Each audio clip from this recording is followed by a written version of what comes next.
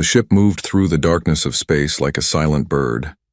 Its name was Perseverance, and it had been traveling for 3 months. Captain Elena Volkov sat in her command chair, watching the stars through the main window. She had short dark hair and tired eyes. This mission was supposed to be simple. They were just mapping new star systems near the edge of human territory. "Captain, we're picking up something strange," said Lieutenant James Park. He was the ship's sensor officer, a young man from the Mars colonies. His fingers danced across his control panel. "There's an energy reading ahead. It doesn't match anything in our database."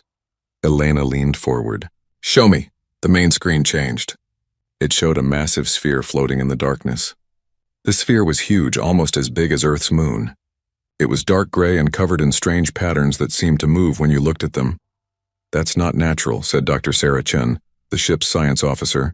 She came closer to the screen, her eyes wide. "Those patterns are artificial. Someone built this thing." Elena felt her heart beat faster.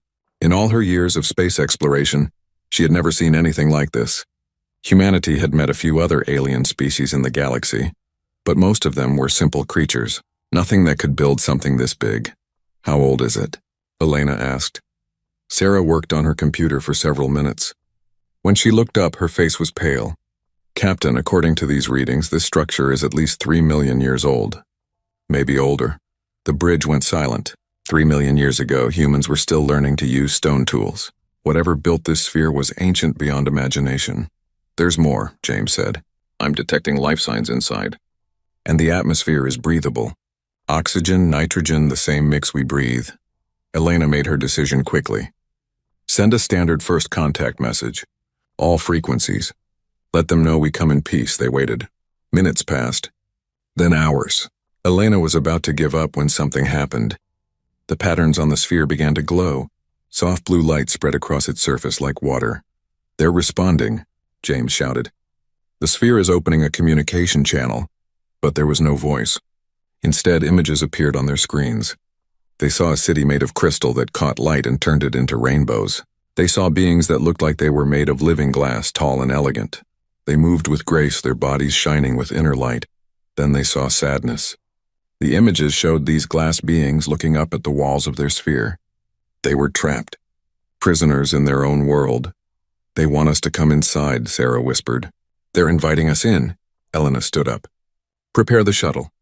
I'm going down with a team. Sarah, James, you're with me, and bring Ambassador Torres.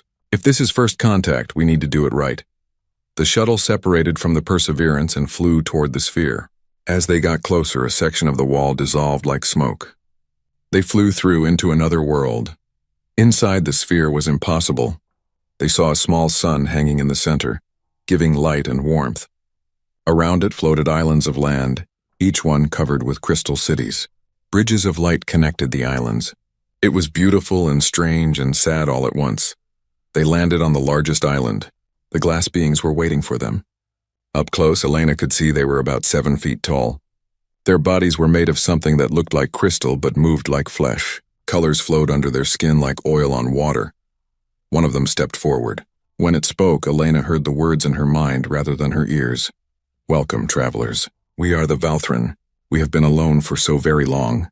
Ambassador Maria Torres stepped forward. She was an older woman with gray hair and kind eyes.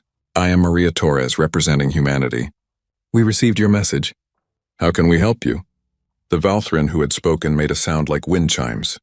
Elena somehow knew this was their version of a sad laugh. "Our story is long and tragic," the Valthran said. "My name is Velthora. I am the keeper of our history. Come, I will show you." They followed Velthora through the crystal city. Other Valthran watched them pass. Elena noticed that many of them looked dim, their inner light flickering like dying flames. Velthora brought them to a great hall. The walls were covered with images that moved and changed. She touched one wall and the images came to life. 3 million of your years ago we were a young species," Velthora began. "We had just learned to travel between stars. The galaxy was full of life then, more than it is now. We were happy to explore and meet new friends." The images showed Valthran ships traveling through space, meeting other species, sharing knowledge and art. But there were others in the galaxy, ancient beings who called themselves the Custodians. They had lived for billions of years. They believed that all life in the galaxy should be united under their control. They wanted every species to join their collective mind. The images changed. They showed massive ships that looked like they were made of pure mathematics and light. They were beautiful and terrible. We refused to join them. We valued our freedom, our individuality. This made us dangerous in their eyes. So they did something cruel. They released what they called a quantum plague upon our world. Elena saw images of Valthran falling, their crystal bodies cracking and breaking apart. But the plague did not kill us, Velthora continued. Instead, it changed us. It made our very existence dangerous to other life forms. Any species that came near us would suffer the same fate. We became living weapons, though we never wanted to be. The images showed the custodians building the sphere, forcing all the Valthran inside. They sealed us in here with enough resources to survive, but never to escape. They told the galaxy that we were too dangerous to exist among others, that we must be forgotten for the safety of all. And so we have lived here, watching the galaxy through our observation windows, completely alone for 3 million years. The images faded. Velthora turned to face the humans. Her light was dimmer now, and Elena could see the pain in her crystalline features. Now our artificial sun is dying. We do not have the materials to repair it. We built this world to last forever, but forever is a long time. Soon we will die in the darkness, and the galaxy will never know we were here. Sarah stepped forward. The quantum plague. Is it still active? Are we in danger? Velthora's color shifted to something like surprise. You are here, are you not? You are breathing our air, standing on our ground. If the plague still affected others, you would be dead already. No, whatever the custodians did to us wore off long ago. We are harmless. We have always been harmless. But the galaxy forgot us and no one came to check. Elena felt anger rise in her chest. 3 million years of imprisonment for a crime they never committed. 3 million years of loneliness. We will help you, Elena said. The words came out strong and clear. I promise you, on behalf of humanity, we will not let you die in the darkness. Velthora's light grew brighter. You would do this? You barely know us, and your species is young. Do you have the power to help? We'll find a way, Elena said. Humans are good at doing impossible things. It's kind of our specialty. They spent 3 more days with the Valthran, learning about their culture and technology. Sarah and her team took samples and ran tests. They confirmed that the quantum plague was gone. Whatever had made the Valthran dangerous was no longer active. The Valthran showed them their art. They created sculptures made of frozen light. They made music by vibrating at different frequencies. They had poetry that existed in 4 dimensions. They had 3 million years of culture, all trapped in this sphere unknown to the galaxy. On the last day, Elena stood with Velthora at an observation window. Through it, they could see the real stars, far away and untouchable. Why did you invite us in? Elena asked. You could have stayed hidden.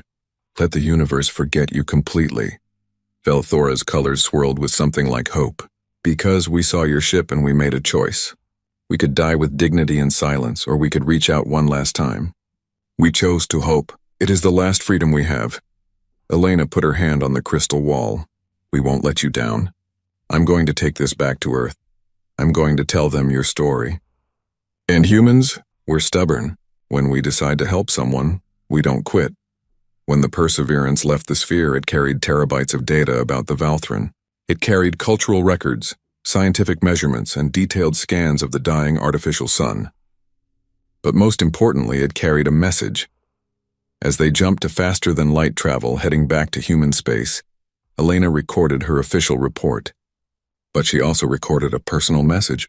She sent it to every news network, every social media platform, every communication channel that humans used.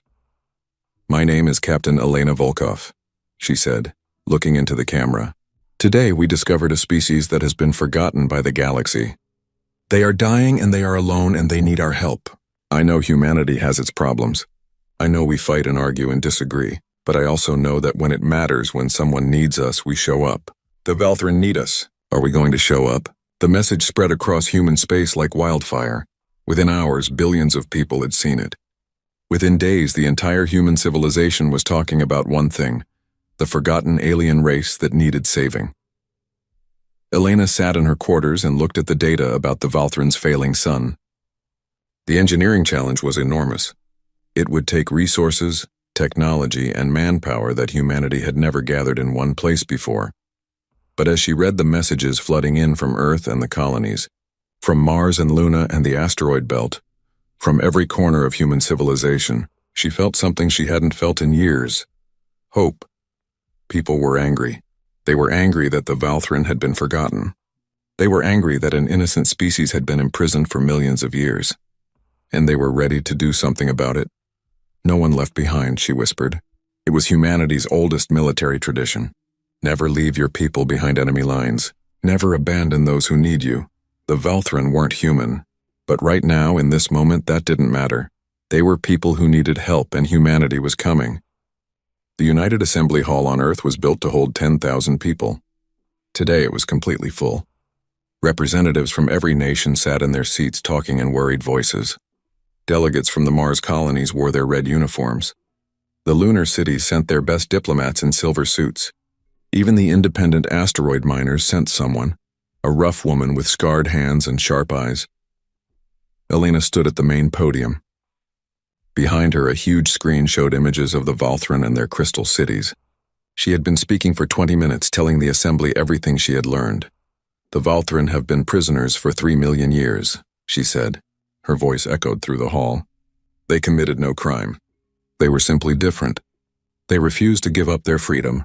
And for that, they were forgotten. Left to die alone in the darkness, a man in an expensive suit stood up. He was Senator Richard Grant from the North American Coalition. "Captain Volkov, no one here disputes that their story is sad. But we must think carefully. These custodians you mentioned sealed them away for a reason. What if they were right? What if the Valthran are dangerous?" "The quantum plague is gone," Elena said firmly. "We tested it." My crew breathed their air, walked on their ground. "We're all fine. They're not dangerous anymore, if they ever were." A woman with gray hair stood next. She was Ambassador Chen Li from the Asian Federation. "Even if they're not dangerous, we must consider the cost. Repairing an artificial sun? Moving the resources needed? This would be the largest undertaking in human history. And for what? For aliens we just met?" Elena felt her face grow hot. "For people. They're people, Ambassador. They think, they feel, they create art and music. They're not just aliens. They're a civilization that deserves to live." The hall erupted in argument. People shouted at each other in dozens of languages. The Speaker of the Assembly, an old man from the African Union, banged his gavel until the noise died down. Dr. Kenji Tanaka took the podium next. He was a quantum physicist from Tokyo University, thin and nervous but brilliant. He had spent the last week studying all the data from the Valthran sphere. "I want to address the quantum plague," he said, adjusting his glasses. "We now understand what it was. The custodians didn't create a disease. They altered the Valthran's quantum frequency. This made them incompatible with most forms of life in the galaxy. But here's the interesting part. Humans have a natural resistance." The hall went quiet. Everyone leaned forward to listen. "Our quantum signature is unique," Dr. Tanaka continued. "It's probably because we evolved on Earth, which has unusual magnetic properties. Whatever the reason, we can be around the Valthran without any problems. And the frequency alteration? It faded over time. After 3 million years, it's barely detectable. The Valthran are completely safe now." "But they weren't always safe," Senator Grant said. "The custodians knew what they were doing. They were protecting the galaxy." Dr. Tanaka shook his head. "With respect, Senator, I don't think so. After studying the data, I believe the quantum plague was never meant to protect anyone. It was a punishment. The custodians wanted the Valthran to join their collective mind. The Valthran refused, so the custodians made them incompatible with other life, then blamed them for it. It was a lie." The hall exploded again. This time the arguments were even louder. Elena watched as humanity debated the fate of an alien species they had just discovered. Over the next week, the debate spread beyond the assembly. On Earth, people argued in the streets. On Mars, workers in the domed cities held rallies. On Luna, students protested outside government buildings. 3 groups emerged with clear positions. The isolationists said humanity should stay away. "We have our own problems," said their leader, a popular news host named Marcus Webb. "Earth has flooding from climate change. Mars needs new atmosphere processors. The belt needs medical supplies. Why should we spend resources on aliens? Let them solve their own problems." The expansionists saw an opportunity. They were led by corporate executives and military strategists. The Valthran have 3 million years of technology, said CEO Sarah Zhang of Stellar Dynamics. If we help them, we can study their science. We can learn from them, but we should negotiate for access to their knowledge first. Business is business. The humanitarians demanded immediate action. This isn't about profit or politics, said Father Miguel Rodriguez, speaking for a coalition of religious and ethical groups. This is about doing what's right. They're dying. We can help. That's all that matters. Elena watched the news in her apartment in Geneva. She had given dozens of interviews, testified before committees, and barely slept for a week. But the debate continued. Then something unexpected happened. A message arrived from the Tharuks' hegemony. The Tharuks were one of the oldest species humanity had met. They looked like giant armored crabs and controlled a large section of the galaxy. Their empire was powerful and old. The Tharuks' ambassador appeared on screens across human space. His shell was dark red and his voice was deep and mechanical through the translator. "Humanity," he said, "we have heard of your discovery. We warn you, do not interfere with the Valthran sphere. The custodians placed that seal long ago. To break it would be unwise. The custodians had their reasons. You are a young species. Do not make mistakes that will endanger the galaxy." The message from the collective mind came next. The collective was a group intelligence made up of millions of small creatures that thought as one. They were peaceful but strange. The seal exists for purpose, their message said. Ancient wisdom placed it. New minds should not question old decisions. Leave the Valthran as they are. This is safest for all. More warnings came from other alien species. Each one said the same thing. The Valthran were sealed away for good reasons. Breaking the seal would be dangerous. Humanity should stay away. Elena read these warnings and felt cold. "They're afraid," she said to Ambassador Torres. They were sitting in a cafe in Geneva, watching people walk by outside. "The other species aren't warning us. They're afraid of the custodians." Maria Torres nodded. She looked tired. "The custodians have been gone for millions of years, but these species still fear them." "What does that tell you about how powerful they were?" "It tells me that the custodians were bullies," Elena said. "And that everyone in the galaxy learned to obey them. Everyone except us because we never met them. The warnings from alien species changed the debate on Earth. Some people became more afraid." "See," the isolationist said. "Even other aliens say this is dangerous. We should listen." But others became angry. On social media, a new hashtag started trending. "No one left behind." It spread across human space in hours. "We were once the weak ones," wrote a teacher from Beijing. "We were primitive. Other species could have destroyed us. Some wanted to. But we survived. Now we're strong. Are we going to abandon others the way we were almost abandoned?" "My grandfather was a refugee," wrote a miner from the belt. "He had nothing. No one wanted to help. But some people did help. They gave him food, shelter, hope. He always said, 'You help because it's right, not because it's easy.' The Valthran need help. It's that simple." "I'm a Marine," wrote a soldier from Luna Base. "We have a saying, never leave anyone behind.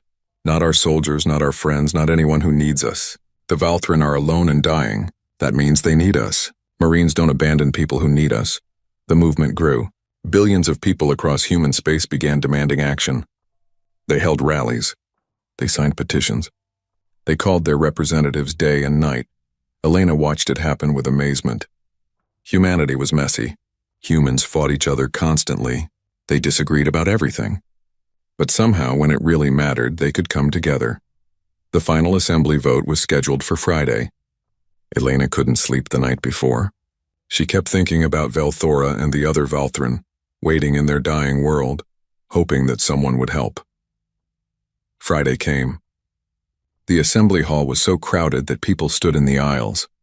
Cameras from every news network filmed the proceedings. This vote would make history. The Speaker of the Assembly stood at his podium. "We have debated for 2 weeks," he said. "We have heard from scientists, politicians, religious leaders, and ordinary citizens. Now we must decide. The question is simple. Will humanity attempt to rescue the Valthran?" The vote was taken electronically. Each representative pressed a button. Green for yes, red for no. Elena held her breath. The results appeared on the big screen. Yes 7342, no 2006 58. The hall erupted in cheers. People hugged each other. Some cried. Elena felt tears running down her face and didn't care. The speaker banged his gavel for order. When the hall quieted, he spoke again. His voice was strong and clear. By the authority of the United Assembly, humanity commits to Operation Lightbringer. We will break the ancient seal. We will repair the Valthran sun. We will free them from their prison, and we will do it regardless of what other species think. He paused, and his next words would be quoted for generations. We were once written off as primitive and dangerous. We were once told we didn't matter. We survived because some people refused to abandon us. Now it's our turn. The Valthran are dying. The galaxy says to let them die. But that's not who we are. That's not what humanity does. We don't abandon people who need help. We show up, we get the job done, and we don't quit until everyone is safe. The hall erupted again. This time no one tried to stop the cheering. Elena left the assembly hall and walked through the streets of Geneva. It was evening. The city lights were coming on. People celebrated in the streets. Strangers hugged each other. Someone had projected Valthora's image on the side of a building along with the words, "Hold on. We're coming." Elena's phone buzzed. It was a message from the Perseverance. The crew had sent her a photo. They were all holding up a banner that read, "No one left behind." She smiled and looked up at the stars. The Valthran were out there somewhere, waiting in the darkness. But they weren't alone anymore. In homes across Earth, parents told their children about the vote. On Mars, workers in the terraforming plants talked about how they could help. On Luna, engineers started designing new equipment. In the asteroid belt, miners calculated how much material they could send. Humanity was preparing for the biggest rescue mission in history, and Elena knew, deep in her heart, that they would succeed. Because humans were stubborn. Because humans didn't quit. And because when someone needed help, humans showed up. The galaxy had warned them to stay away. The galaxy had forgotten the Valthran, but humanity remembered. And humanity was coming. In the ancient sphere at the edge of known space, Valthora stood at her observation window. She didn't know about the vote yet. The light from Earth would take weeks to reach her, but somehow she felt something change in the universe. A warmth, a hope. "They're coming," she whispered to the darkness. "I don't know how I know, but they're coming." Her inner light grew brighter just a little. And for the first time in 3 million years, the Valthran dared to dream of freedom. The fleet gathered at Luna Station, and it was the most beautiful thing Elena had ever seen. Ships from every corner of human civilization floated in formation. Military vessels from Earth's Defense Force, painted in blue and white. Heavy cargo ships from Mars, red as the planet they came from. Fast courier ships from Luna, silver and sleek. Mining vessels from the asteroid belt, scarred and tough from years of hard work. 12,000 people had volunteered. Engineers who knew how to fix anything. Scientists who could solve impossible problems. Soldiers who knew how to fight. Medics who could heal. And ordinary people who simply wanted to help. Elena stood on the bridge of the command ship, the Phoenix. Next to her was Admiral Chen Wei, a small woman with white hair and sharp eyes. She had fought in the Belt Wars and never lost a battle. "Quite a fleet," Chen Wei said. "I've never commanded anything like this. Military vessels, civilian ships, even a few private yachts. They all want to help." "That's humanity for you," Elena said. "Messy, chaotic, but always showing up when it matters." Dr. Tanaka was there too, looking at his computer. "I've calculated the route. 3 weeks to reach the sphere. Then we need to break through the seal, get inside and repair the artificial sun. The sun repair alone will take at least a month." "What about the quantum plague?" asked Commander Sarah Johnson, the fleet's chief medical officer. "You said humans are resistant, but what about prolonged exposure?" Dr. Tanaka pushed his glasses up. "The plague is almost gone, but there's still a small quantum frequency that doesn't match our biology. Short exposure is fine. A few days no problem, but weeks or months, some people might experience side effects. Headaches, disorientation, temporal displacement." "Temporal displacement?" Elena asked. "You might see things that happened in the past or future. Brief glimpses, nothing more. It's not dangerous, just uncomfortable." Admiral Chen Wei nodded. "We'll rotate crews. No one stays inside the sphere for more than 2 weeks at a time, and anyone who shows symptoms gets pulled out immediately." The fleet launched the next day. 12,000 people in 300 ships, all heading toward the edge of known space. The journey took 3 weeks, just as Dr. Tanaka predicted. Elena used that time to prepare. Every evening she broadcast messages to the fleet. She talked about the mission. She talked about the Valthrin. She made sure everyone understood what they were doing and why. "We're not just fixing a sun," she said in one broadcast. "We're telling the universe that no one deserves to be forgotten, that every life matters. That's what humanity stands for." The messages were watched by people back home too. The whole human civilization followed their progress. Children drew pictures of the Valthrin and sent them to the fleet. Scientists on Earth analyzed data and sent solutions. Even the corporate executives who had wanted to profit from the mission donated equipment and resources. When the fleet reached the sphere, they found it exactly as Elena remembered. Huge, dark, and covered in moving patterns. But now something was different. The Valthrin had been watching for them. As the fleet approached, the patterns on the sphere lit up in brilliant colors. It was their way of saying, "Welcome, friends. Hail the sphere," Elena ordered. Velthora's image appeared on the screen. Her crystalline body glowed brighter than before. "You came," she said, and Elena could hear wonder in her mental voice. "You really came. We watched your broadcasts. We saw the debates. We know you argued about helping us, but you came anyway." "We promised," Elena said simply. "Humans keep their promises." Admiral Chen Wei stepped forward. "Velthora, we're here to help. But first we need to break the seal and get our ships inside. Can you help us with that?" The Valthrin leader's colors shifted to something worried. "The seal is ancient technology. The custodians built it to last forever. We've tried to break it for 3 million years. It has defense systems, weapons we don't understand." "Let us worry about that," Chen Wei said with a small smile. "Humans are very good at breaking things." The Admiral wasn't exaggerating. The seal was protected by automated defense systems that were millions of years old. As soon as the fleet tried to cut through the outer shell, weapons activated. Beams of pure energy shot out, destroying 2 cargo ships before anyone could react. But humanity had learned to fight in space over 2 centuries of colonization. The military vessels formed a protective screen. When the ancient weapons fired, the human ships dodged with maneuvers learned from 100 small wars and skirmishes. The belt miners proved especially valuable. They were used to working in dangerous conditions, cutting through asteroids while avoiding debris and radiation. They flew their ships in patterns the ancient AI couldn't predict, coming at the seal from dozens of angles at once. The Martian ships used cyber warfare.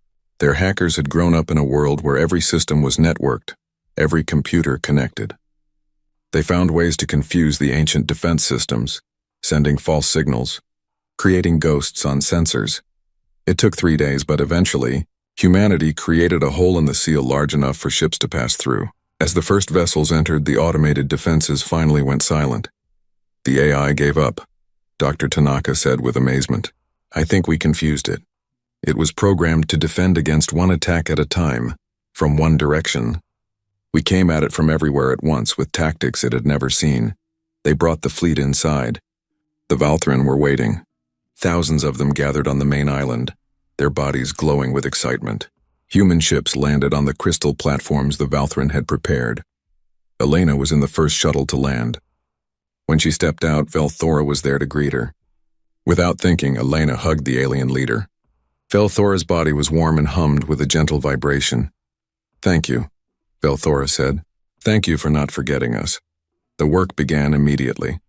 The artificial sun at the center of the sphere was failing. Its fusion core was unstable, losing power every day. If it went out completely, the Valthrin would freeze to death in weeks. Dr. Tanaka led the scientific team. They studied the sun with equipment from Earth and information from the Valthrin. "It's incredible," Tanaka said. "This technology is so far ahead of ours, but the basic principle is the same as our fusion reactors, just much, much bigger. The main problem was fuel. The sun needed specific isotopes to maintain fusion. The Valthrin had run out of these isotopes centuries ago. They had been stretching their remaining fuel, making it last as long as possible, but now there was nothing left. "We brought isotopes from the belt," said the chief mining officer, a woman named Rosa Martinez, "enough to keep the sun burning for another 1,000 years. But we need to get it into the core. That's the hard part. The core was hot. Not as hot as a natural star, but hot enough to vaporize any ship that got too close. The Valthrin had tried to refuel it before. but they lacked the materials to build radiation shielding strong enough. Humanity brought tungsten from Earth, titanium from Mars, and rare metals from the belt. Engineers worked day and night building a special drone that could survive the heat. It took 2 weeks of constant work. During that time, humans and Valthran learned to work together. The language barrier was challenging. The Valthran communicated through color changes and mental projections. A young linguist from Brazil named Maria Santos created a translation system using color reading sensors and neural interfaces. "It's beautiful," Maria said, showing Elena the device. "Their language has depth. When they say something, they can show emotion, history, and context all at once. It's like poetry and conversation combined." The cultural exchange went both ways.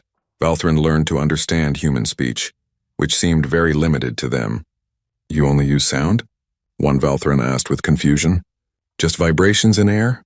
How do you convey complex feelings?" "We use body language too," explained a human teacher. "And we write things down. We have art and music. Different ways than yours, but they work." The Valthran were fascinated by human diversity. They couldn't understand how one species could have so many different skin colors, languages, and cultures. "On our world, we were all the same," Valthora explained to Elena. "We had different ideas, different art styles, yes, but we all looked alike. You humans are all so different from each other, yet you work together. How?" Elena thought about it. "I guess we learned. It took us a long time. We fought wars over our differences, did terrible things to each other. But eventually we figured out that our differences make us stronger. A problem I can't solve, maybe someone else can. A way of thinking I don't have, maybe my neighbor does." "You learned to be one people while staying many people," Valthora said. "That is wisdom the custodians never had. They wanted everyone to be the same. You proved that unity doesn't require sameness." The work continued, but problems emerged. Some humans started experiencing the side effects Dr. Tanaka had predicted. A Marine from Luna started seeing images of the past, watching Valthran history play out before his eyes. An engineer from Mars felt time moving strangely, minutes feeling like hours. Commander Johnson pulled affected personnel out immediately. They recovered quickly once they left the sphere, but it meant constant rotation of crews which slowed the work. "We're behind schedule," Admiral Chenwei said at a planning meeting. "At this rate, we won't finish before the sun fails completely." Elena looked at the exhausted faces around the table. Engineers with dark circles under their eyes. Scientists who hadn't slept in days. Military personnel working double shifts. "We need more time," Dr. Tanaka said. "The drone is almost ready, but we need another week to test it properly. If we rush and it fails, we won't get a second chance." "The Valthrans say they can lower the power output of the sun," Valthora added. She was attending the meeting through a hologram. "We can make it last longer, but we will have less light, less heat. Our people will suffer, but we will survive." "Do it," Elena said. "We'll work faster, but we'll do it right. We didn't come all this way to fail because we rushed." The Valthran dimmed their sun. The sphere grew colder. The crystal cities lost some of their sparkle, but work continued. On the 28th day, the drone was ready. It was an ugly thing. All angles and armor, bristling with heat shields and radiation deflectors. But it was built to do one job: carry fusion fuel into the core of the artificial sun. "This is it," Dr. Tanaka said. He looked at the control panel, his hands shaking slightly. "If this works, we save the Valthran. If it fails, it won't fail," said Rosa Martinez. She had helped build the drone herself. "I checked every weld, every seal. This thing will work." They launched the drone. Everyone watched on screens as it flew toward the dying sun. The temperature readings climbed. 1,000 degrees, 5,000, 10,000. The drone's outer armor began to glow red, then white. "Hull integrity holding," someone called out. 15,000 degrees, 20,000. The drone was inside the sun's outer layer now, pushing toward the core. "Come on," Elena whispered. "Come on, you can make it." 25,000 degrees. The drone's cameras stopped working. They were flying blind, using only computer calculations and hope. "Fuel delivery in 30 seconds, Dr. Tanaka said. His voice was steady, but his hands gripped the edge of the console. 20 seconds. 10. 5. Payload released. The drone had dumped its cargo of fusion isotopes into the sun's core. Now it just had to survive long enough to get out. For a moment, nothing happened. The sun continued to flicker and dim, then it roared back to life. The light grew brighter. Warmth spread through the sphere. The artificial sun burned with power it hadn't had in centuries. "We did it," someone shouted. The control room erupted in cheers. People hugged each other, crying and laughing at the same time. Dr. Tanaka collapsed into a chair, his face pale, looking like he might faint. Outside, in the crystal cities, the Valthran responded.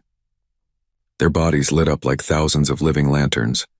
They sang in colors, creating a display of light that was the most beautiful thing any human had ever seen. Elena stood at an observation window, watching the celebration. Admiral Chenwei came to stand beside her. "We actually did it," the Admiral said quietly. "I wasn't sure we could, but we did." "There's still work to do," Elena said. "We need to make sure the seal stays open. We need to help them rebuild." "This isn't over." "No," Chenwei agreed. "But the hard part is done. They're going to live. That's what matters." That evening, humans and Valthran gathered for a celebration on the main island. Food from Earth, drinks from Mars, strange glowing fruits from the Valthran gardens. Languages mixed, human laughter combined with the chiming sounds of Valthran joy. Velthora found Elena in the crowd. "You saved us," the Valthran leader said. "Not just our lives, our hope, our future. How do we thank you for that?" "You don't need to thank us," Elena said. "You would have done the same for us." "Yes," Velthora said, her colors shifting to something deep and warm. "Yes, we would have. I think that's how we know we're friends. Real friends help each other." Above them, the artificial sun burned bright and strong. It would burn for another 1,000 years. The Valthran were safe. But far away in the darkness between stars, ancient sensors detected the breach. The seal was broken. The prison was open, and after 3 million years of silence, the custodians stirred. They were coming. The warning came 3 days after the celebration. Dr. Tanaka was asleep in his quarters when alarms woke him. He ran to the control room in his pajamas, his heart pounding. "What's happening?" he asked. Commander Sarah Johnson pointed at the main screen. "Something's coming out of dark space. Something big." Dark space was what humans called the empty void between star systems. Nothing lived there. Nothing moved there. It was just darkness and cold. But now something was coming out of it. The sensors showed 3 massive objects. They were huge, bigger than any ship humanity had ever built. They weren't made of metal or any material the sensors could identify. They looked like geometry made solid, like mathematical equations given form. "Get Elena," someone said, "and the Admiral, now." Within minutes, the command staff gathered in the control room. Elena looked at the screen and felt her blood go cold. The objects were beautiful in a terrible way. They hurt to look at, like your brain couldn't quite understand what it was seeing. "Are those ships?" Admiral Chenwei asked. "I don't think so," Dr. Tanaka said. He was working fast on his computer. "They're not ships in any sense we understand.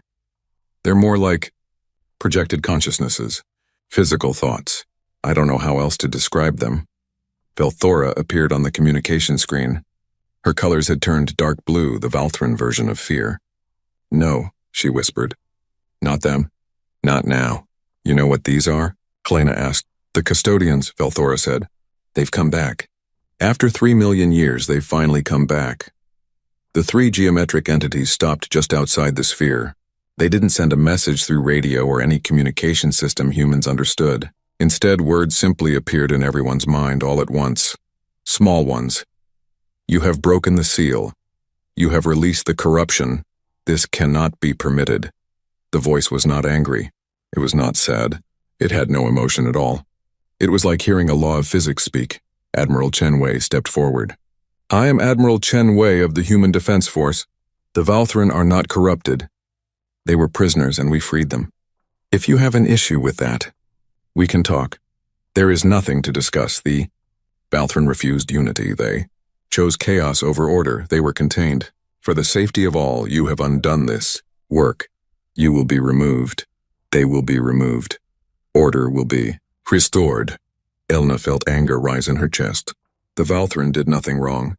They just wanted to be free. "And we're not going to let you hurt them. Your species is young, you do not. Understand? All life must join the collective. All thoughts must become one. Thought. This is the only way to achieve peace." The Valthran refused. They were dangerous examples. Others might follow their path. Dr. Tanaka suddenly understood.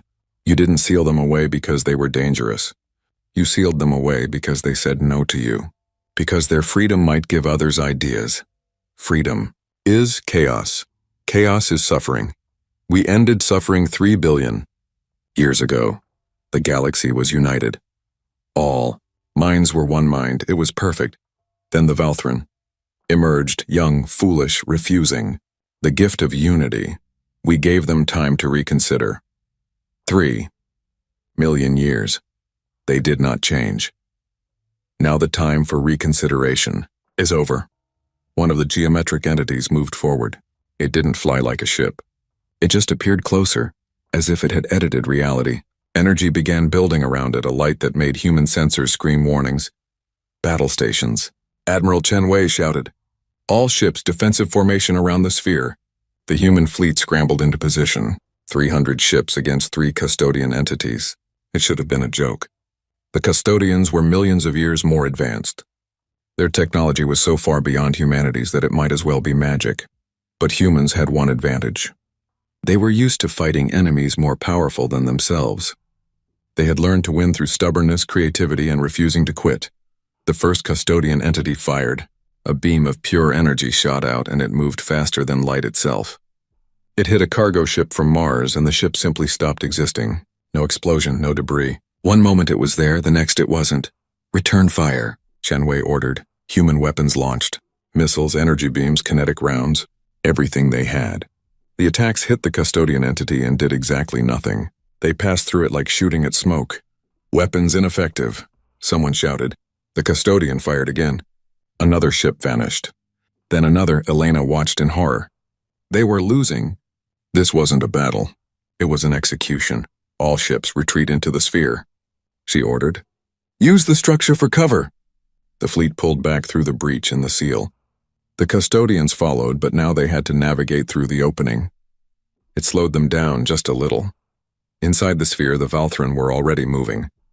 Velthora's voice came through the communication system. We're activating our defense systems. They're old, but they still work. Ancient weapons came online. The Valthran had built them long ago before they were sealed away. Beams of quantum-twisted energy shot out from the crystal cities. When they hit the custodian entities, the entities flickered. That hurt them, Dr. Tanaka shouted. The Valthran weapons work because they operate on the same principles. Keep firing! The battle became chaos. Human ships darted between floating islands using the terrain. They couldn't hurt the custodians directly, but they could be annoying. They flew close, forcing the entities to adjust their aim. They blocked firing lines. They created confusion. The belt miners were especially good at this. They flew their beaten-up ships through impossible spaces, dodging attacks by centimeters. One miner, an old man named Zhou Chen, flew his ship directly at a custodian entity, then swerved at the last second. The entity's return fire missed him and hit one of its own kind instead. Did you see that? Zhou's voice came through the communication system. These ancient bastards can't tell us apart. They're not used to fighting individuals. Admiral Chen Wei realized he was right. The custodians had spent billions of years as a collective mind. They thought as one. They expected their enemies to think as one too. But humanity was chaos. 300 ships, 12,000 people, all making their own decisions. All ships independent tactics. The Admiral ordered. Don't follow patterns. Be unpredictable. Make them work for every shot. The human fleet scattered. Each captain chose their own strategy. Some hid behind crystal structures. Some flew in wild patterns. Some grouped together, then split apart.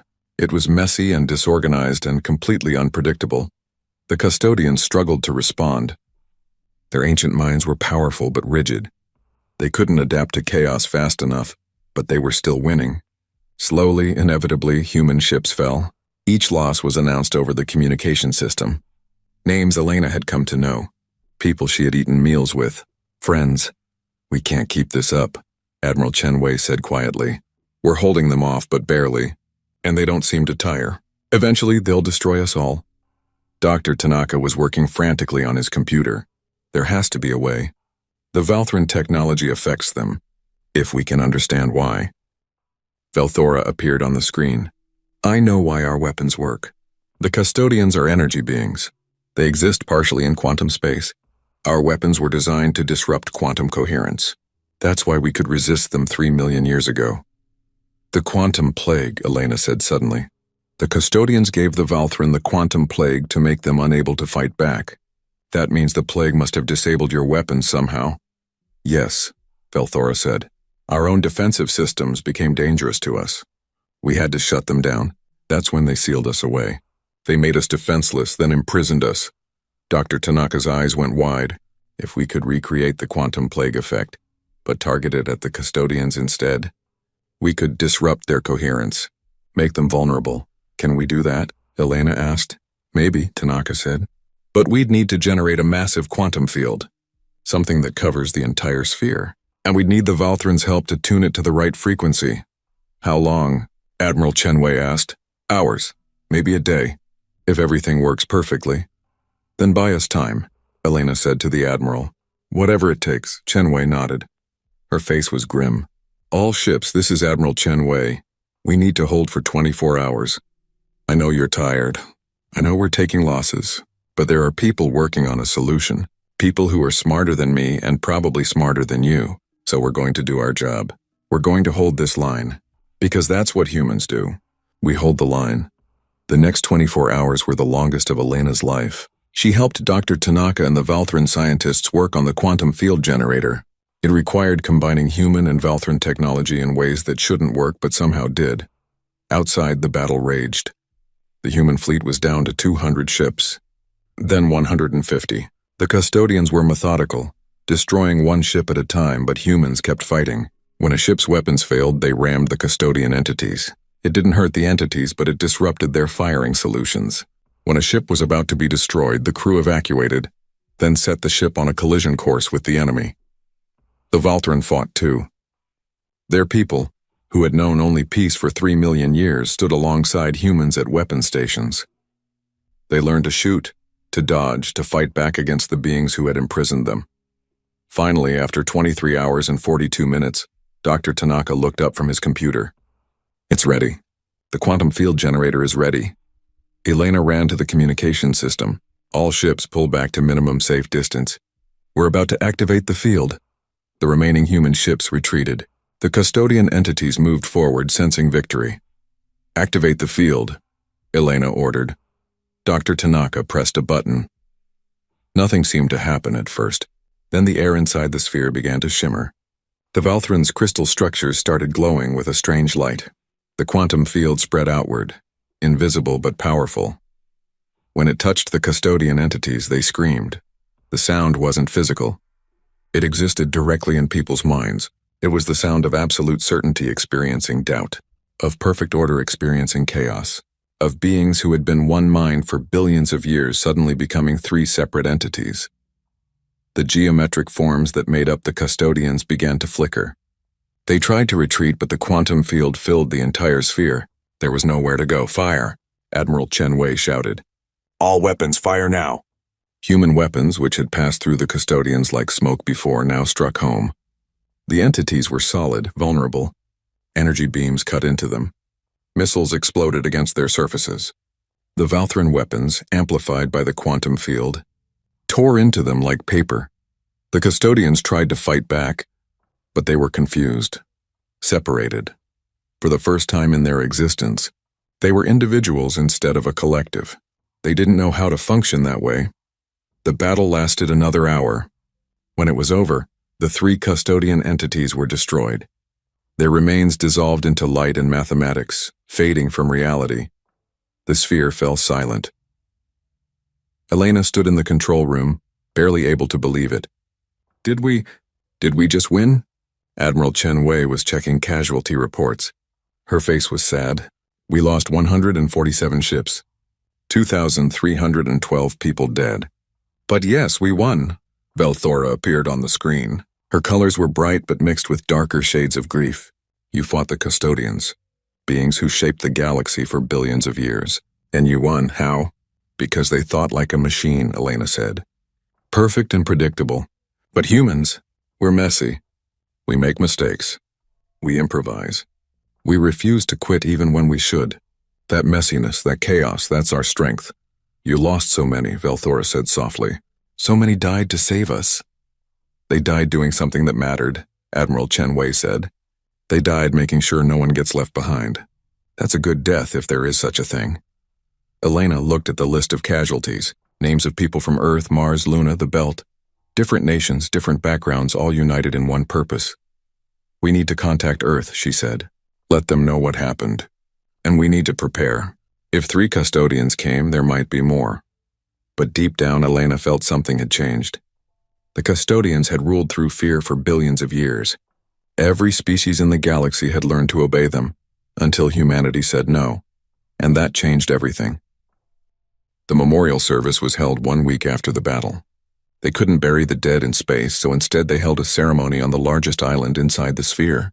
Humans and Valthrin gathered together, thousands of them standing in silence. Elena read the names. All 2,312 of them. It took 3 hours. Her voice grew hoarse, but she didn't stop. Every person deserved to be remembered. Every name deserved to be spoken. When she finished, Velthora stepped forward. The Valthrin leader's colors were deep blue mixed with gold, the combination of sorrow and honor. We did not ask you to die for us, Velthora said, her mental voice reaching everyone present. But you chose to anyway. You fought beings that had lived for billions of years. You defeated them through courage and sacrifice. We will remember your names. We will teach them to our children and our children's children. You will never be forgotten. The Valthrin sang then. It wasn't music as humans understood it, but changes in color and light that created emotion directly in the heart. Every human present felt it. Sadness for the lost, gratitude for the sacrifice, hope for the future. After the ceremony, Elena walked through the crystal gardens with Admiral Chen Wei. The artificial sun shone bright above them. Stable and strong. I got a message from Earth, Chen Wei said. The Assembly wants us to come home. They're calling us heroes. We're not heroes, Elena said. We just did what needed to be done. That's what makes you heroes, the Admiral replied with a small smile. Heroes never think they are. A young Valthrin approached them. Her colors were bright and curious. Through the translation device, she spoke in English. Excuse me, Captain Volkov. I wanted to thank you. I'm only 300 years old. I've never known anything but this sphere. But now, because of you, I can dream of seeing the real stars. Elena knelt down to the young Valthrin's level. What's your name? Kelnara. Well, Kelnara, you're going to see those stars. I promise you that. Over the next few weeks, news of the battle spread across the galaxy. Every species heard the story. Humanity had defeated the custodians. The beings who had shaped the galaxy for billions of years were not invincible. The reactions were mixed. The Tharux hegemony sent an official message. The crab-like ambassador appeared on screens across human space. We warned you not to interfere, he said. We believed you would fail and bring disaster. We were wrong. The Tharux hegemony offers formal alliance with humanity. Perhaps young species see truths that old species have forgotten. The collective mind was more cautious. You have changed the balance, their message said. We do not know if this change is good, but we acknowledge your strength. We will negotiate new treaties. But other messages came too, from species humanity had never met. Small, isolated civilizations that had been hiding from the custodians for millions of years. You did what we could never do, one message said. You stood up to them. You won. We want to meet you. We want to learn from you. Dr. Tanaka analyzed all the data from the battle. He worked with Valthrin scientists combining their knowledge with human science. What they discovered was remarkable. The custodians weren't as powerful as we thought, Tanaka explained to Elena. They were ancient, yes. Advanced, yes. But they had become rigid. They had spent billions of years enforcing order. They forgot how to adapt, how to change. That's why they couldn't handle our chaos. So we won because we're messy? Elena asked. In a way, yes. Every human ship captain made their own decisions. We had no central control, no unified strategy. That should have been a weakness. But against an enemy that expects perfect order, it became a strength. They couldn't predict us because we couldn't predict ourselves. The Valthrin had choices to make now. The seal was broken. Their sun was repaired. They could leave the sphere if they wanted, settle on planets, spread across the galaxy, but in a vote that surprised everyone, they chose to stay. This sphere has been our prison for 3 million years. Velthora explained at a joint Human-Valthran Council meeting. But it's also our home. It holds our history, our art, our memories. We don't want to abandon it. Instead, we want to transform it. Make it a symbol of freedom instead of imprisonment. What do you propose? Elena asked. Velthora's colors shifted to bright orange, the Valthran version of excitement. We want to open the sphere to everyone. Make it a place where any species can come. A sanctuary for those who need help. A meeting place for different civilizations. We would call it Haven. A joint Human-Valthran colony. Admiral Chen Wei asked, more than that, a symbol. A statement to the galaxy that no one deserves to be forgotten. That everyone deserves freedom and safety. The proposal went to both human and Valthran governments.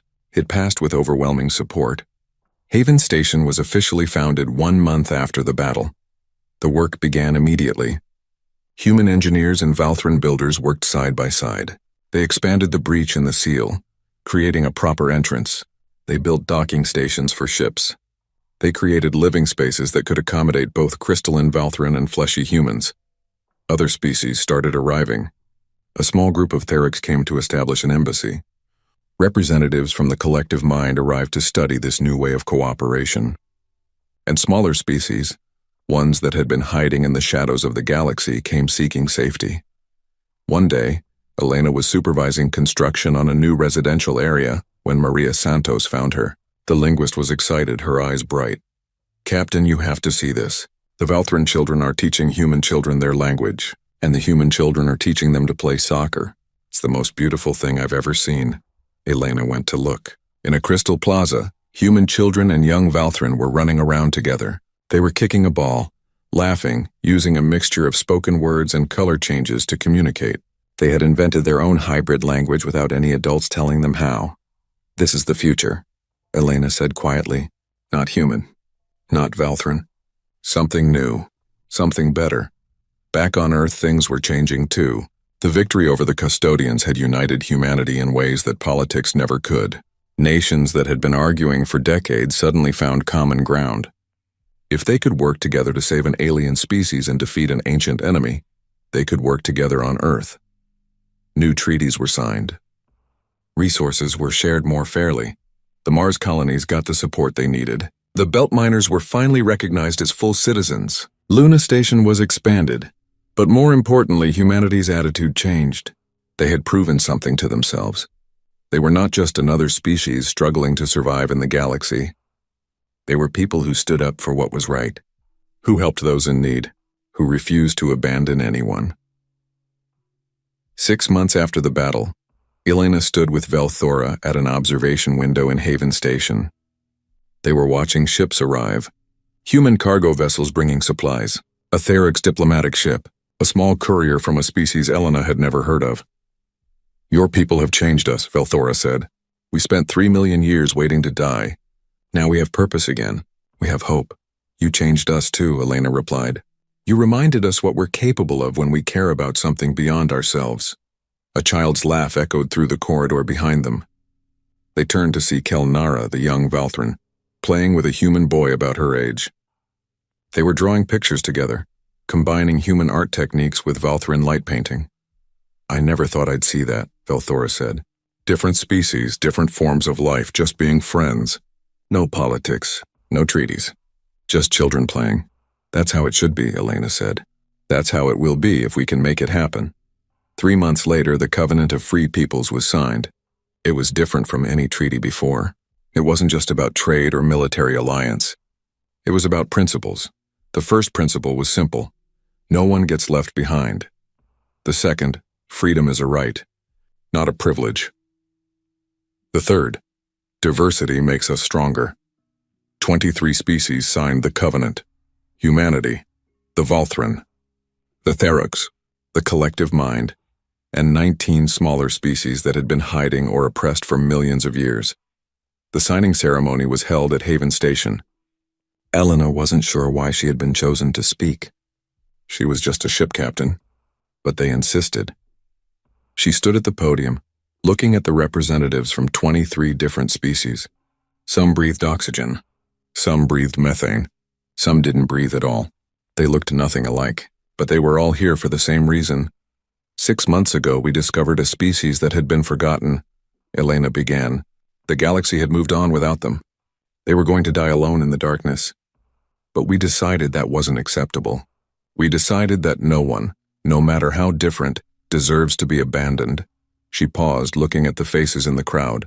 The custodians ruled through fear and force. They wanted everyone to be the same, to think the same, to be part of one collective. They believed that was the only way to have peace. But they were wrong. Her voice grew stronger. Real peace doesn't come from making everyone the same. It comes from respecting our differences, from understanding that each species, each individual has value. The Valthran taught us that, and we taught them something too. That even after 3 million years of isolation, you're never truly alone. Because somewhere in the galaxy there are people who will stand up for you. She held up the covenant document. This treaty is a promise that we will never let another species suffer the way the Valthran suffered. A promise that we will stand together against tyranny. A promise that we will protect each other's freedom even at great cost. Because that's what it means to be part of the covenant of free peoples. The hall erupted in applause, or its equivalent. The Thuruks clacked their claws. The collective mind hummed in harmony. The Valthran glowed with brilliant colors. And the humans cheered. That evening, Elena sat in a quiet corner of Haven Station with her old crew. Sarah Chen, James Park, Dr. Tanaka, and Maria Santos. They drank coffee that Sarah had somehow smuggled from Earth.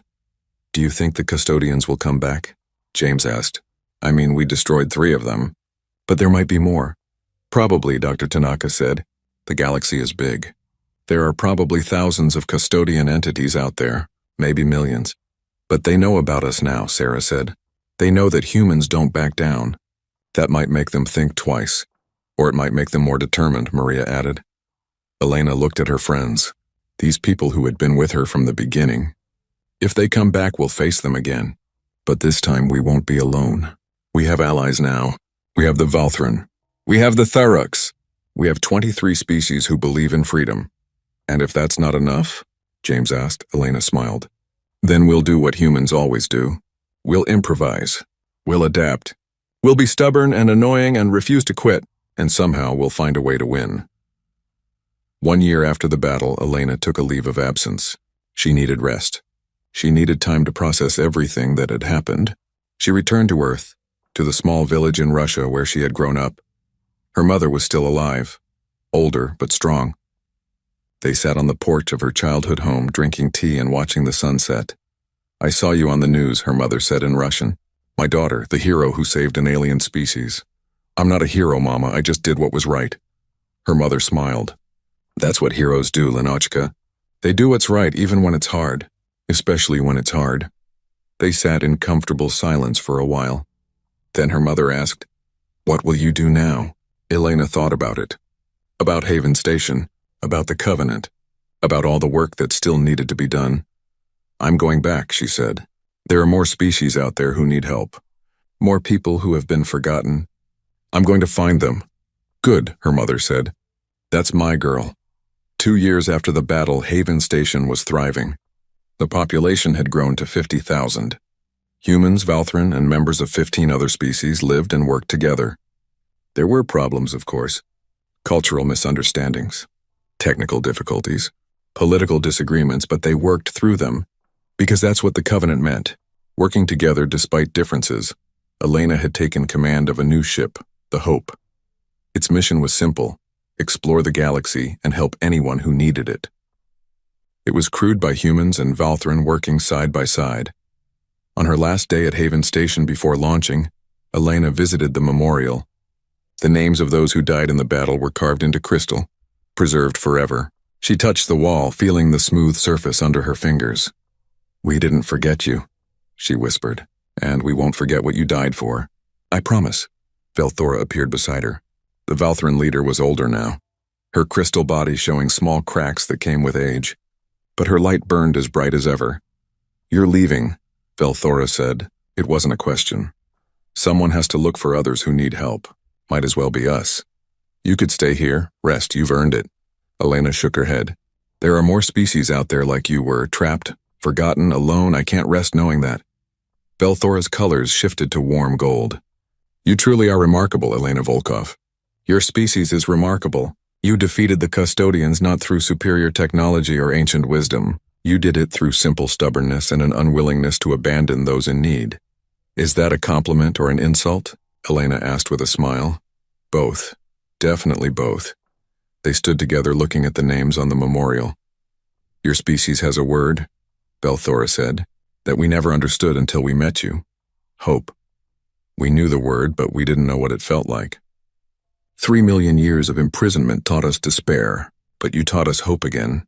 And you taught us something too, Elena replied. Perseverance. We humans are good at fighting, at surviving, but you waited 3 million years and never gave up believing that someone might come. That's a different kind of strength. The Hope launched the next day. Elena stood on the bridge watching Haven Station grow smaller behind them. In the captain's chair, she felt the weight of responsibility, but also excitement. The galaxy was full of mysteries, full of species that might need help, and humanity was ready to answer the call. Before they jumped to faster than light speed, Elena recorded a message. It would be broadcast on all frequencies in all languages throughout human space and beyond. This is Captain Elena Volkov of the ship Hope. We're heading out into unexplored space. Our mission is simple. Find anyone who needs help and help them. No matter who they are. No matter how different. No matter how impossible it seems. She paused, then spoke words that would become humanity's motto in the galaxy. Because that's what we do. We show up, we stand up, we don't back down, and we never ever leave anyone behind. The message reached Earth 3 hours later.